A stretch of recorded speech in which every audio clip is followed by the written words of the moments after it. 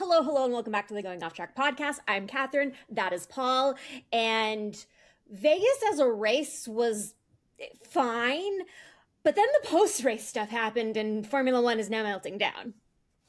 Yeah, I went to sleep and figuring, okay, it's just another DRS train from Vegas, which is nice, and there were a couple of early pieces of action and no real late pieces of action, but yeah, I mean after midnight, all heck broke loose. Yeah, so I was about to go to bed. It was about 1 o'clock in the morning, and I saw somewhere that the McLarens were under investigation for skid planks. And I was like, oh shit. Because skid planks, if your skid planks are out of compliance, you're screwed. And Exactly. so then I spent the next 2 hours refreshing the FIA documents page, waiting for them to post the actual confirmation, which came out around 3 o'clock in the morning. Yeah, that made it a very long evening and early morning. What I really found that was interesting was, and I think that the crew at McLaren knew they had a problem. They knew something So was going on. yes, and there has been a lot of talk. Like one of the things about the end of the race, we all know, is that Lando was within about 5-6 seconds of Max, and then all of a sudden Lando started dropping back and back and back, and we're like, what is happening? And of course, everyone's like, TV direction, why are you not showing what's happening with Lando, because George is about to be on his backside? And the assumption at the time was that Lando was directed to back off because they were worried about fuel, because you need to provide Right. the scrutineers with, I think, like a liter of fuel post Exactly. race. Yes. And if you don't, then you also get automatically disqualified, which happened to Right. Sebastian Vettel in 2021. Hmm. But then we're like, wait a minute, if both cars have been referred to the stewards, then maybe Lando also plank wear. But yeah, it turned there was definitely some concern. I was watching a live stream of a couple other F1 podcasters last night, and they were talking about how, like, there are sensors on the car that can tell you, you know, not the exact amount of wear that's happening to the plank, but like you can make assumptions based off the data that those sensors provide. And so McLaren knew that they were in trouble from the get-go. Yes. No, I completely agree with that, and I just don't quite understand how they would have run the race differently if Lando had kept the lead coming out of turn 2 into turn 3 and 4, because he just went so wide and so far out of the racing line that Max said, "Oh, hi, thanks so much. I'm going to take the lead and see you later, bye." Yeah, that, I mean, honestly, they probably would have been screwed either way. Whether Max won like he did outright yesterday, or whether he would have inherited the win had he finished P2 and Max and Lando got disqualified. What is interesting in hindsight is this was a Zach Brown This is a Zach weekend, weekend, yeah. and Zach was putting on his best poker face with everything that was going on. Well, I don't think that they really realized it until closer to the end of the race after he did his stint.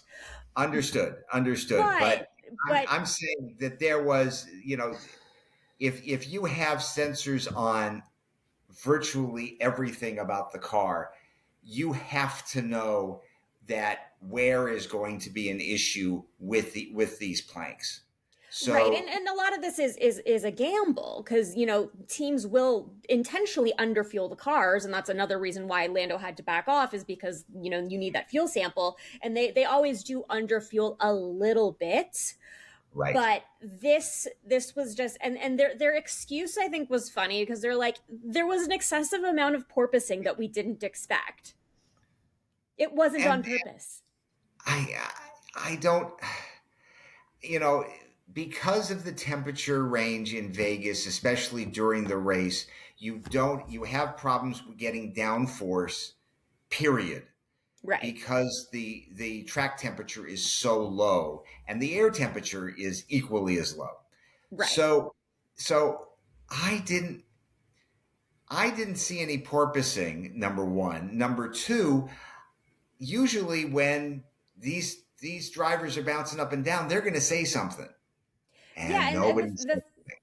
and I mean, whether they did it and it just didn't make it to the broadcast or not, the 2022, the year of porpoising, how many teams, how many cars got disqualified for excessive plank wear in 2022?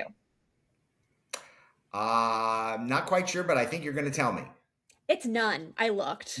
Yeah, I figured as much. Yeah, I Yeah. mean, the answer was probably zero. Yeah. So obviously, McLaren is going to give the FIA any and every excuse in the book. Obviously, they wanted to keep those points. It put Lando basically clear ahead and guaranteed to win the championship instead of has the advantage of the championship, but is within a DNF of not just his teammate, but also Max Verstappen. Yeah, McLaren has completely opened the door to making sure that this driver's championship is going to go down to Abu Dhabi. Yes, we have it has been a a regulation cycle since the entirety of Formula One has been traumatized by actions on track in Abu Dhabi. So basically, we're due. If you haven't watched the 2021 race, go watch 2021, and you'll know what I'm talking about. But Don't you have a coffee cup? I do have a coffee cup. It is not. It is accessible at the moment. Here's the coffee cup. Toto Wolff with there's a coffee cup, and the quote is, "No, Michael, no. No, was not right." Yep, that is correct. And that was a famous quote by the one and only Toto Wolff, and soon it will be a famous quote from Zach Brown, very likely. Because the thing about this is McLaren has already come out and said that they are willing to give up the drivers' championship if it means not supporting a driver. And of course, we all know that this means not supporting Oscar over Lando to give the championship to Max. Like I said, Lando does have a leg up. He's 24 points up. Yes. I think somebody did the math, and I'm not sure if this is correct because the people doing the math, it was very early in the morning, but I believe that Max has to win the sprint, both Grand Prix, and Lando has to finish no better than third in order for Max to have a chance to win the championship on countback by number of wins, I believe. So It's not easy for Max. Is it doable for Max? Absolutely. Is it doable for Oscar if we have the Oscar from the first half of the season? Also, yes. Will McLaren allow Oscar to be put in the position of taking the championship from Lando? No. But they'll never come out and admit that. I have a sneaking suspicion that Max ends up as as close as possible to this. His worst case scenario, I think he ends up P2 in the Drivers' Championship. Oh yeah, that's the most. No offense to Oscar, obviously we love Oscar on the pod, but yep. P2 is basically, with the way Oscar has been driving, it's Max's. And obviously there was a little bit of a bump at the very beginning of the race that did not help Oscar's case, especially if you think about the penalty that Oscar got in Sao Paulo for basically the same thing. But it's coming down on all sides on Oscar. Yeah, and just moving on with the disqualifications, Mercedes had a great day. Yeah, I mean, they had a great day anyway. They had George on the podium, and they had Kimi, who ran a phenomenal race. He pitted on lap 2, and that was his only pit stop of the night, and he nursed those hard tires all the way, like, I think it was 58 laps of those tires. So Kimi had a 48, him too. Kimi had a phenomenal race and inherited a podium. Yeah, and with 2 5-second penalties. Just one. Yeah, just one. He had a start infringement that was like very, very subtle. Anthony Davidson said on the Sky broadcast that you would only really notice it if you like slowed it down, like really, really slowly to see the slight amount that he moved. Like even he was like, I don't know what you're talking about. Yes, no, I did see that, and it took them a while to, and I think he ended up just with a reprimand for that. Well, I mean, he got the 5 second penalty, which was applied to. So the thing about penalties, if you don't serve it at a pit stop, then Right. it gets applied to you at the end of the race, and you'll just tumble down the standings, which he moved down one position. It's if Mhm. you don't finish the race that it turns into a grid penalty for the race following. So Kimi took the 5 seconds, dropped back behind Oscar, which moved Oscar up to P4, and then once Oscar and Lando were both disqualified, George moved up to P2. He did nothing, drove and managed to get P2 because that's what George does. And then Kimi Yes. gets P3 from all that. Yeah, exactly. I mean, it's just it's most sports fans that we all are would like to see the event adjudicated on the field, on the track. You Right. know, this is and the reason this is so interesting is because in the second half of the season we've seen this incredible surge by Max, and I don't say Red Bull, I say by Max because I Right. really think Max is the savant in all of this. And you have, as we've liked to say, McLaren looks like they're in the middle of an El Foldo. Well, they are because they can't help themselves, but also we have to remember that McLaren stopped developing their car a lot earlier than every other team on the grid. So McLaren basically they're like, we got the constructors championship on lock, we're going to focus on 2026 in the new regulation, whereas it has been noted from a lot of other teams, specifically Red Bull, because of Max, that they had been continuing to develop, continuing to bring in upgrades. They brought in an upgrade to Mexico that also helped, and so those are reasons why it looks like from a technical standpoint that McLaren has taken a step back when it's really that the other teams have taken a step forward to catch up with them, and they're just not continuing to move forward.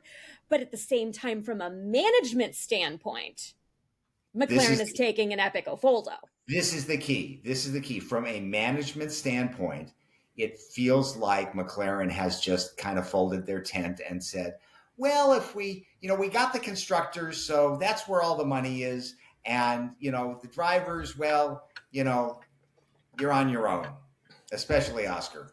Right, exactly. So and that's why there were a couple pictures, because Oscar did end up leaving the track a little later than Lando. Lando was like out pretty much immediately. I don't believe Oscar went to the stewards when Oscar was summoned. The drivers typically don't, and the team representatives go for them. But from the pictures that I've seen, when he did ultimately leave the track with his driver manager, Mark Webber, and the supposition of people who are around, they didn't look too displeased about the situation because it plays so much into Oscar's favor. And Right. McLaren's Yes. McLaren's not helping, so you might as well.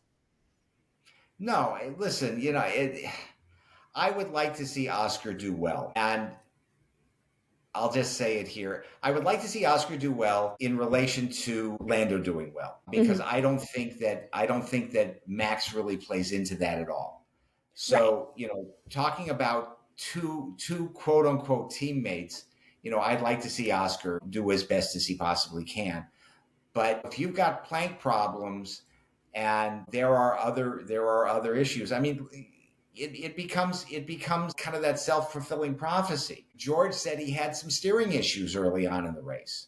Right, and he And was battling them the entire race, which is why he wasn't able to hold off Lando when Lando was charging at Max. yes, so to speak. And one of the interesting comments from the commentary box was, well, George hasn't complained about his steering issues for a while, so they must not be that important.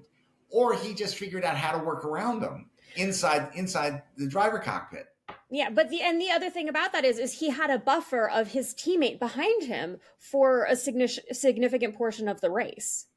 That's true, and I thought that Kimi did a marvelous job keeping George where he was, because Right. I think that Kimi was holding. If you watch some of the defenses that Kimi had to deal with, I think that he was masterful in positioning the car in the right place at the right time. Yeah, I mean, Oscar should have been able to get around Kimi with Kimi's tire situation and with Oscar's, experience differential between him, and he really wasn't. So that was also a key for a lot of the race. But Yeah. to go back to McLaren real quick, the other concern going into Qatar is McLaren's going to have to raise the ride height on their cars, and that's going to impact their speed. And yes, Qatar is a good track for cornering, which is a good track for McLaren, but those little bits of advantage are going to play into the hands of both Mercedes drivers, of Max, of Ferrari, if they can fight their way out of a wet paper bag. So that's really going to be important going into Qatar this coming week. Yeah. Speaking of Ferrari, they actually came out with double points. In spite of themselves, yeah, I was, obviously they had double points prior to the disqualification, so it wasn't like Correct. Lewis was advanced into them. And with the disqualification, Charles was very, very close to getting Kimi, so he was very close to a podium. But they have really had some issues all weekend long, especially on Lewis's side, which, like, every week there's issues on Lewis's side of the garage. Among other things, they screwed up qualifying with Lewis, and Lewis didn't know that he wasn't safe on his last lap, and he had just enough time to get in a final lap in, and instead qualified at the very back of the grid for the first time in decades for Ferrari. Yeah. So he comes out of 19th and finishes 10th, which is phenomenal. Here again, we've seen this 2 weeks in a row. We've seen phenomenal drivers do phenomenal things under very, very difficult situations. Yeah, Lewis doing that. Kimi, we all forget Kimi started P17 and finished on the podium, and then Right. Max, of course, last week in Sao Paulo from the pit lane to P3. So that's significant. But when Lewis is coming out of interviews saying to reporters that he's not excited for what's next, and when they're like, "Oh, so Qatar is going to be difficult," he's like, "Oh no, I mean 2026."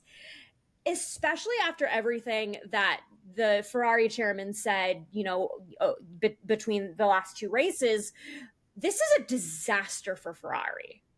Yes, yeah, and we don't get a lot of what people are saying in the Tifosi, but the Tifosi must be completely up in arms. Yeah, because even with having double points, even with having Charles at P4, this is not meeting the expectations of Ferrari as a fan base and of Ferrari as, like, the historic grand Ferrari F1 team. So that's where you have these very significant issues.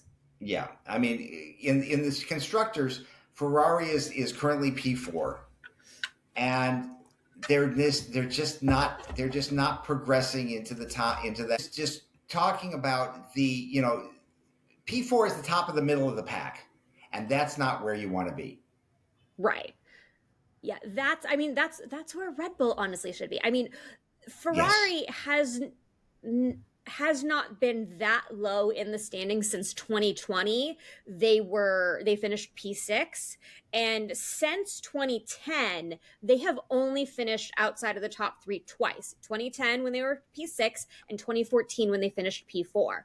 So this is the disaster area for Ferrari, which is a team that since, let's say, 1996 has only finished outside of the top three times. Exactly. Almost four if they can't get past Red Bull by the end of the year, which they very well could, because they have two drivers and Red Bull has Max. But that's like, you have like the red alert sirens going. Like, that's how bad this is internally for them, that they're not in the top three right now. And you're fighting P3 with a team with one driver. Yeah. Which is incredible. Yeah, right now Red Bull has 391 points. Mercedes has 431. I think they're going to have locked in P2 at, I think so. at the very least by the end of Qatar, especially with the way that George and Kimi are sneaky points as we like to say, but also they're driving pretty well. And Ferrari is, I mean, they have two drivers that are scoring, but they have one driver that's scoring, let's say, in the middle of the points, and one driver that's scoring in the bottom of the points. And when you have Max winning races, that really isn't going to cut into the Red Bull advantage that much going into P3. That said, it could very well happen if, Lewis and Charles decide to like mute the radios and just keep going. So yeah, I mean, we'll have to see. I just think it's a, Fred Vasseur has basically inherited an untenable situation. Yeah, that's the problem. Is Fred Vasseur is all of the recent Ferrari team principals are incredibly capable, but they are inserted into a system that they cannot be creative with, that they can't, throw things at the wall just to see what sticks, and can't be experimental. And that doesn't even go into the engineering issues that also put Ferrari on a back foot, that are just so deeply entrenched into like the identity of Ferrari and the way that they choose to engineer their cars every year, that they should change but won't. So yeah. Fred can only do so much, and he can really only sit and do so much damage control when Lewis is sitting there like a sad puppy. Yeah, well, I just, it is, you can't, and we were joking during the race, talking about when Lewis was having his issues during quali, it must be the driver, because they have to intuitively know, or through osmosis or telecommunication, that they should have done one more lap and, to get out of P19. Right. And I think, well, it was P20 at the time. He inherited 19 exactly. because right. Yuki changed his setup. But there's no fixing Ferrari's problems, is kind of the moral of the story, unless they really just decide to like rip everything out at the root, which, as I believe I've said this before on the podcast, but if not, I've said it, outside, that they're just terrified of doing, because they think it would like tarnish the great history of the team, instead of what they're doing now, which is tarnishing the great history of the team. It would upset the apple cart of tradition that we've had since 1950. Right. Exactly. Well, hey, it's 75 years later. Start to look maybe outside of your little box. Yeah, that's not gonna happen. Haas got their double points, and which I think is very good for their team and what they've put together late in the season. Yeah, I mean, they've obviously, I think, I think that Ollie Behrman had some really high expectations that he may not, like, he's met some of them, but not all of them this season, especially with like all the penalty points he's picked up within the entirety of his rookie year, that has him on the verge of a ban that I don't think he's going to get, knock on anything. But here's some wood. But it is always great to see one of those, bottom of the barrel teams getting into the double points. Haas is now in P7. They've overtaken Aston Martin, who is dropped down to P8. But yeah, it's there are so few points to play for those bottom tier teams, that anytime you get points, it's almost like it's a miracle. That is quite true. So now that we've kind of thrown McLaren under the bus and backed it up and drove it forward and backed it up again and drove it forward, there are some other disappointments that were, in the mix this week, namely Aston Martin. Yeah, so obviously Lance Stroll made it 3 turns before he had to retire the car because, Gabriel Bortoleto hit him, which it was lap 1. But Gabby Bortoleto, he has a grid drop for Qatar, and he also went to the Aston Martin hospitality to apologize. But I think the funny part about why Aston Martin is in the news right now is that they decided like the moment that it was announced that McLaren was under investigation, they're like, let's start leaking the news that we want to fire our CEO so nobody's going to notice it, because all anybody's going to talk about is McLaren and Max. Yeah. Well, listen, um, because of the way Aston Martin is organizationally designed, I'm not sure how much power Andy Cowell actually has or had Right. during this period of time. Because here again, and you've got a nepo baby there that is driving, a car that gets through 3 turns before it has to get retired. Right. And, we have heard, Fernando Alonso has been very vocal all season of the issues with the Aston Martin of the year and how excited everyone is for the Adrian Newey car of 2026. I read a couple articles. Apparently, the issues are between Andy Cowell, CEO, team principal, who took over from Mike Crack, and Adrian Newey about direction of the car, anything. And the thing about Aston Martin, philosophical differences. And the thing about Aston Martin is Lawrence Stroll's team, and Lawrence Stroll brings in people that Lawrence delegates his vision to, which is what you do as the owner of a team. But I don't believe that anybody that Lawrence Stroll delegates to is ever to the standard of what Lawrence wants. And that's why he's been so unhappy with like literally everyone, even going back to like Otmar Safnauer at Racing Point. Like he was just so unhappy because he wasn't delegating the right way or the way that Lawrence Stroll wanted, that he got rid of him. And he's getting rid of all these capable people. And yes, he's brought in Adrian Newey, and that is absolutely going to be a game changer for next year. But he still hasn't found somebody that he's happy with in these major day-to-day roles so that Lawrence Stroll can go and do whatever it is he actually does on a daily basis. Well, I mean, let's put it this way. Lawrence Stroll does own a car manufacturer, namely Aston Martin, that makes some of the most wonderful and most famous cars in the world. So as a day job, that's not so bad. But what's really interesting is where this rumor has started. There are 2 candidates to replace, or 2 rumored candidates, I should say, to replace Andy Cowell that are each in their own way very interesting, because I'm not sure how the status quo can stand at Aston Martin Racing with, especially with, someone like Christian Horner. And here's the thing about Christian Horner.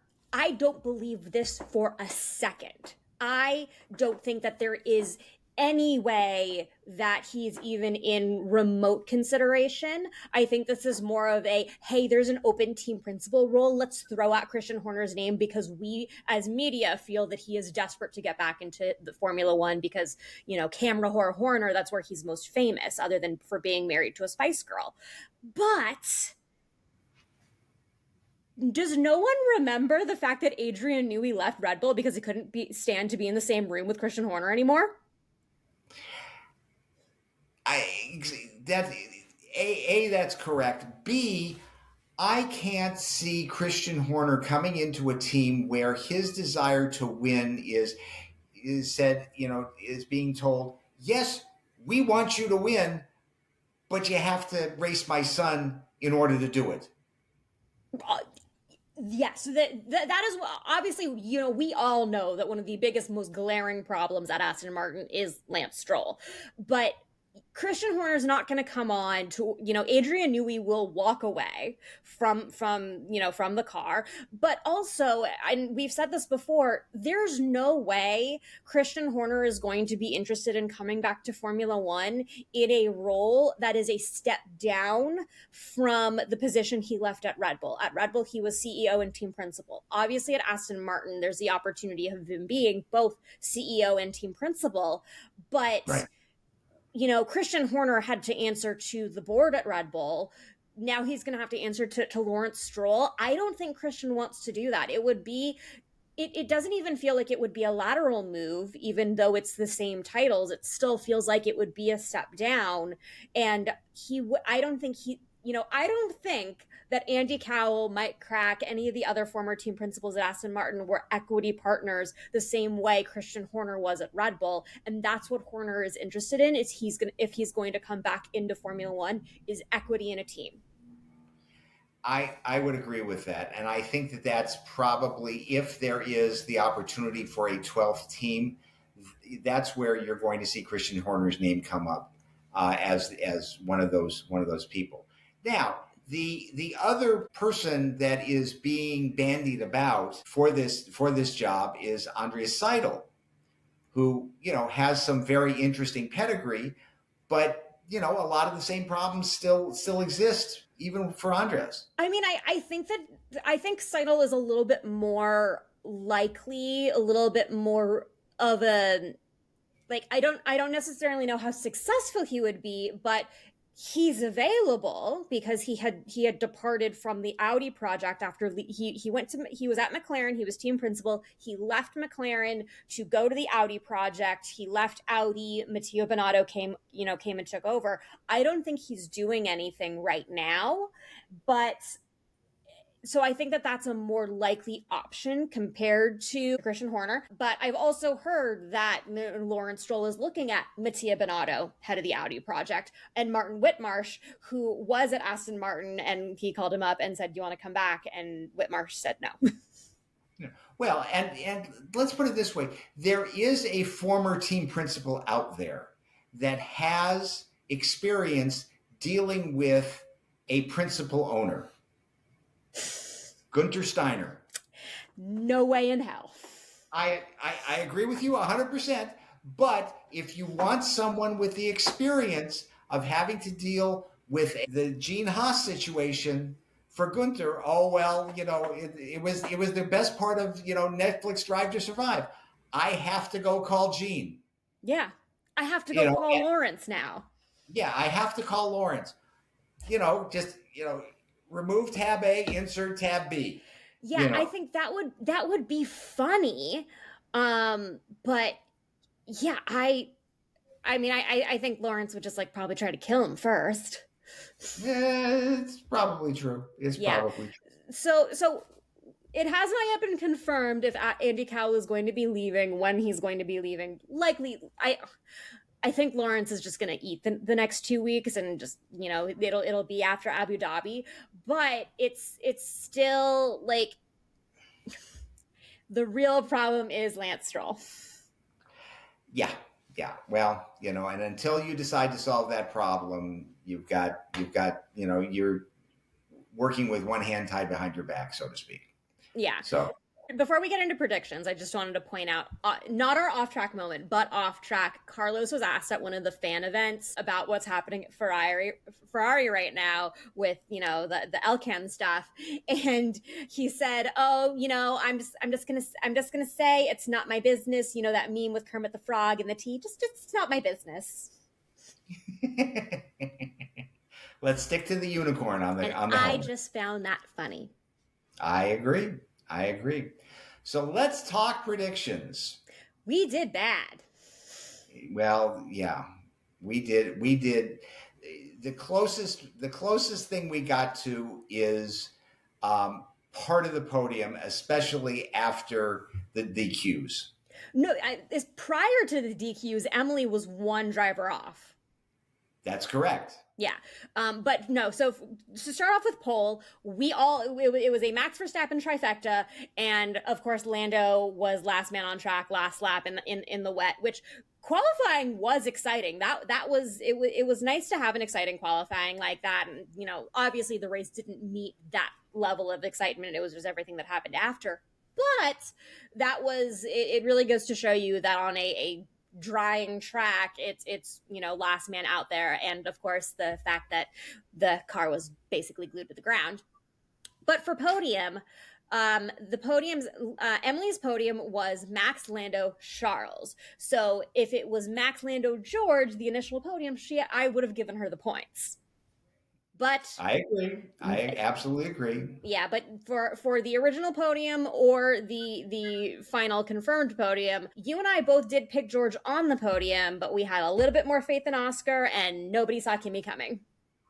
That is very, very true. Very, very true. So yeah. And for P10, in the original pre disqualification, it was Lewis who came in P10, coming from what was 20th and 19th. But after the disqualification, Ollie Bierman was the one who got the last point.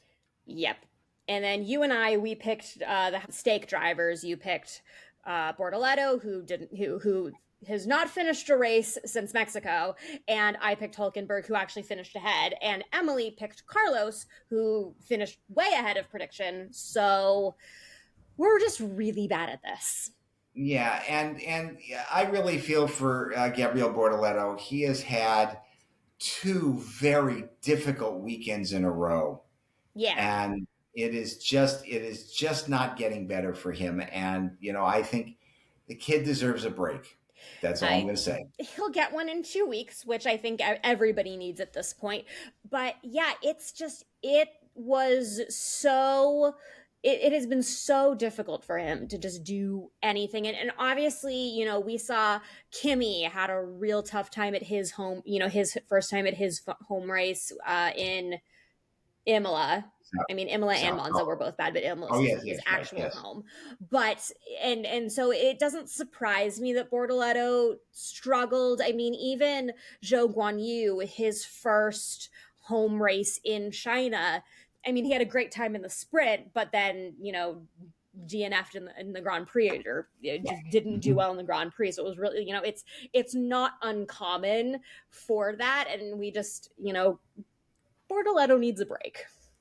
Yeah, no, he does need a break. Now, who's going to do a dumb? You and I did pretty well on this one.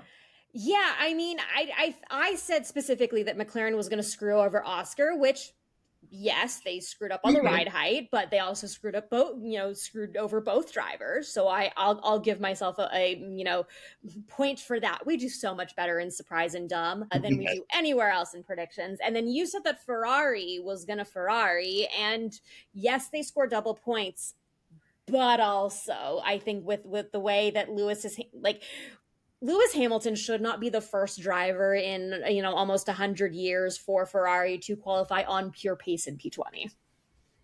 I agree. I mean, they could not have handled that quali any worse.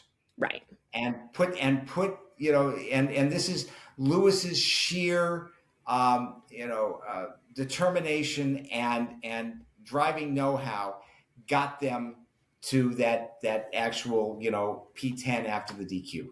Right, exactly. So, yes, and of course, my big surprise was that Ferrari was going to have a good weekend. I give myself half credit for that because, yes, they did score double points, but also Lewis is miserable. And then you said double points for Sauber. It was Haas. Yeah. Well, you can't have everything. Where would you put it? Right. So, let's move on to what was actually a pretty exciting F1 Academy season finale. Yeah, they had a real big show for their finale in Vegas. They had Hello Kitty hanging out. I think she waved the checkered flag for the first race. For the second race, it was Asia Wilson from the WNBA. And bless the guy doing commentary on the F1 Academy broadcast, who legitimately, had no idea who she was and was like, oh, she's a really good, women's basketball player, which is not inaccurate. But to say that Asia Wilson is a really good basketball player is to say that Max Verstappen is a really good Formula One driver.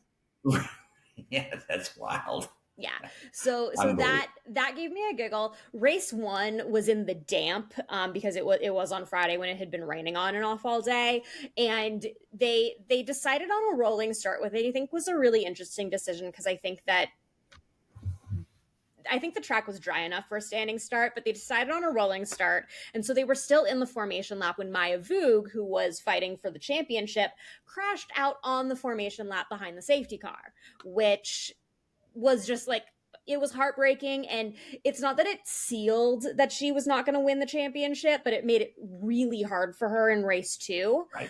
Dorian Pond did everything she needed to do. She won the race. It was Nina Gaidman who had been on pole. Pond overtook Gaidman pretty late, and then Aurelia Nobles inherited P3 after Red Bull's Alicia Pomalski, who finished P3, was disqualified after the race for some sort of scrutineering issue. There was something wrong with the car, which scrutineering issues everywhere apparently all weekend long. Then we go into race 2, which was Chloe Chambers start to finish. I love about Chloe Chambers is that not only did she do really well in both years, primarily her second, but she is still Haas's only race winner in the formulas. Yes, which is an absolutely incredible stat. Yeah, incredibly hilarious. Yeah, I will say that because I was not paying full attention when in the middle of the damp race 1, I'm sitting there saying, why aren't they changing tires? Why aren't they changing tires? You can't change tires. It's a spec series. Tires have nothing to do with it. Yeah, that's some of the interesting little quirks that you have in F1 Academy compared to the other series. And I think you could have pitted for you could have pitted for their equivalent of slicks, which don't really look like the same slick tire that you think of in Formula One, but it's not something that you do. Like if you're pitting in F1 Academy, you're pitting because there's something wrong with the car or you have a slow puncture and you need to replace that tire, but not exactly. Like the typical, let's pit to go faster type of deals.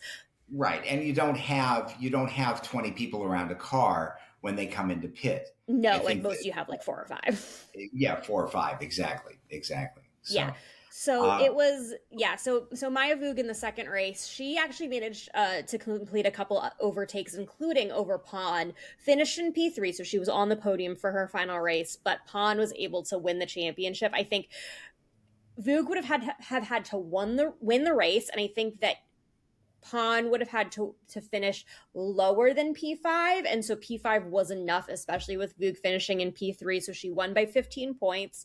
She is now the champion of F1 Academy. She is the third driver of 3 different nationalities to win, and I mean this was kind of, I wouldn't say it's what we expected, but she was definitely she has been a top tier contender both years that she has been in the championship. And this is wonderfully good for Formula One sports as a whole worldwide, because you are getting more people involved that are A, incredibly talented, but B, bring a diverse group of fans to the sport. That is really going to be beneficial as time goes on. Yeah, and she, Pon has done a lot of racing. She's in a few other series. She in a few other female-based teams in other series. So she I don't necessarily see her as I think she can get close to Formula One if she continues racing the way she has been. But I still really think it's going to be someone like Ella Hakkinen, who's a few years younger, to give F1 Academy a little bit more time to get more female drivers graduated into these upper series. I think that Pon is still going to be a little bit more trailblazing, like Abby Pulling, like Marta Garcia, like the likes of Jamie Chadwick, Susie Wolf, obviously. And speaking of Susie, they have announced a new driver sponsor for 2026. The Dutch wildcard driver from this year, Esme Kosterman, who is the second Dutch wildcard driver to score points in an F1 Academy race, is going to be driving for Lego in 2026. Lego is going to be a team on the grid. It's going to be fantastic. I mean, it's just as long as they don't have to drive what Terry Crews drove for the for the after race. We'll get there in a minute. Yeah, I know. We'll get there. So, but anyway, not only did they unveil the Lego car, but you could buy the Lego the same series that Formula One has with all of the other teams and all of their cars. You can buy the Lego F1 Academy car that you can build yourself. It is on my list of things to purchase. But so we'll see Esme Hosterman. Ella Lloyd beat out Alicia Pomolsky for top rookie finisher. Lloyd finished in P4. Pomolsky was in P5. I think it would have been a little bit closer had Pomolsky not been disqualified. So that was a little bit unfortunate. And then the wildcard driver, Peyton Westcott, became the second wildcard driver this season and the first non-Dutch wildcard driver to score points in F1 Academy as a wildcard. Which I think is very cool, which tells me that what Susie Wolf is doing is working. Yeah, that plus Rachel Robertson, who was driving for Ignastiadis, she finished with High Tech, which is the teams that nobody cares about. She finished with High Tech's best finish of the season since High Tech moved to become one of the F1 Academy teams. So there's a lot of potential in the upcoming drivers. Robertson, Westcott, Kosterman, they all competed in the rookie tests a few weeks ago. So all of these drivers are coming into F1 Academy next year. And I think they're going to give the remaining drivers who have not graduated out a serious run for their money. I think it's going to, anything to make these series more competitive is going to be fantastic for the sport. Yeah, exactly. So it's great. Final thoughts on Vegas. Weird weekend. Had a lot going on for it. I think thanks to that rainy qualifying. And of course, obviously what happened after the race.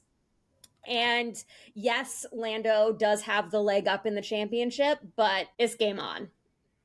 I think all bets are off. And I think Max has a goal in sight that he is going after. And he doesn't care who gets in his way to make this happen. I just don't count Max out in the next 2 weeks at all. Yeah, so it is going to be very interesting to see, especially once we get into the lead up to Qatar and, the beginning of Qatar itself, and especially because Qatar is a sprint weekend. So we are going to have to deal with only one qualifying session, which will, similarly to this weekend where there was only one and a half true qualifying sessions because FP3 was in the wet and qualifying was in the wet, that this is going to be a really important weekend for Red Bull to nail everything from the jump. And we'll also, have to keep a close eye on what McLaren does to react to the disqualifications and how they're going to have to modify the setups. I think something that could be a bit of a dark horse that's going to be interesting to see is if Yuki can be competitive in one of these next two races, how does he help Max versus the McLarens? Which is actually what I expected to see this weekend because of how Yuki performed in FP1 and FP2. Like in the dry, Yuki did pretty well. And, obviously in the wet that there were some issues. And I think that they also, I think that Red Bull even admitted that they got quali wrong for Yuki, which whatever, the Max was the priority. But I was expecting completely differently out of Yuki from what we did see just by virtue of how he performed in those first free practices. And if we have one dry practice in Qatar or 3 dry practices in Abu Dhabi, we might see a completely different Yuki that can help Max do what Max needs to do. Exactly. No, I think that's exactly right. Do you want to talk about a little bit more about the wonderful off-track moments before we go? So, say what you will about the post-race events in Vegas. One of the issues that we have had that we've talked about is after the race, the drivers have to be schlepped from the start-finish straight and from the pits to the Bellagio, where the interviews are going to be with David Coulthard and whichever drunk celebrity wants to hang out and ask silly questions. And So they put the drivers in the cool down car, which is all well and good, and they're sending them, on track. But like, fans can't see inside the Bentley what the drivers are doing, and it's not like they all have their phones out like I do watching, the broadcast to see what the POV is in the car. So yes, it's really dumb that they have to schlep the drivers, but at least the cool down Cadillac in the bright pink Lego that it was a convertible. Right. No, they got that right. Yeah. They got that part right. So it was just, but it just takes a very long time. I think you timed it? It's like 8 minutes to go to get the drivers and then pick them up and then have Terry Crews, run them around the track at 30 or 40 miles an hour to the Bellagio. And then they have to go back to the podium for the podium ceremony. Yeah. I mean, it takes a long time. Yeah. And it's just like, it's Vegas, it's a show, the Bellagio fountains. And I will say, like, the Bellagio fountains, doing it with Mickey Mouse and doing Fantasia into the F1 theme and the fireworks and the drones was cute. And it killed time to put on the TV while the drivers were being driven back. So you didn't have two sets of the drivers being driven around. So at least there was that. But I really, I still fully believe it is patently unnecessary for the drivers to be schlepped to the Bellagio just for interviews to then come on right back. I agree with you. Either move the podium to the Bellagio and have it come out of the ground or something. I don't care, but either move it or move the start finish line to the Bellagio. Right, but you can't move the start-finish line to the Bellagio because you can't put pit lane on Vegas Boulevard, which is why the track needs to move off of Las Vegas Boulevard. But anyway, we have discussed this 1.5 million times, and I think that F1 will insist on staying in Vegas as long as possible, but I do think that if they really want to stay and want to do a good Vegas, they need to move it off strip and build a purposeful track, or turn the parking lot of Allegiant Stadium into a track like they do with Hard Rock in Miami. I hope not. I hope they don't do that, but they should do something. I mean, there's plenty of desert out there. At least there's room out there for a purpose track, whereas there's no room in Miami. I agree. Up next, the Qatar Sprint, the final sprint weekend of the season. Emily will be back. We have discussed this, I hope. But she says that everything that has happened this weekend has been insane, and she is excited to get back to talk about it. Those predictions will be out on Thursday. Yes, it will be Thanksgiving, so you can listen in while you're watching football or waiting for the food to be ready. But that has been our very in-depth Las Vegas Grand Prix reaction episode. Thanks for going off track with us, guys.